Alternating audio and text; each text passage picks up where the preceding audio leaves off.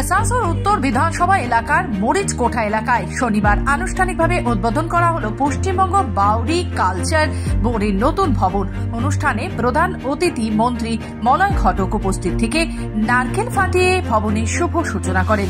অনুষ্ঠানটি ছিল সরল কিন্তু তাৎপর্যপূর্ণ। উদ্বোধনী অনুষ্ঠানে জেলা পরিষদের সভাধিপতি বিশ্বনাথ বাউরি, বোর্ডের ভাইস চেয়ারম্যান শ্রীরাম বাউরি এবং বিভিন্ন স্থানীয় গণ্যমান্য ব্যক্তিরা উপস্থিত ছিলেন। তারা সবাই নতুন ভবনের মাধ্যমে বাউরি সম্প্রদায়ের সাংস্কৃতিক কর্মকাণ্ড, ঐতিহ্য সংরক্ষণ ও সম্প্রসারণে গুরুত্বপূর্ণ ভূমিকা রাখবে বলে আশা প্রকাশ করেন।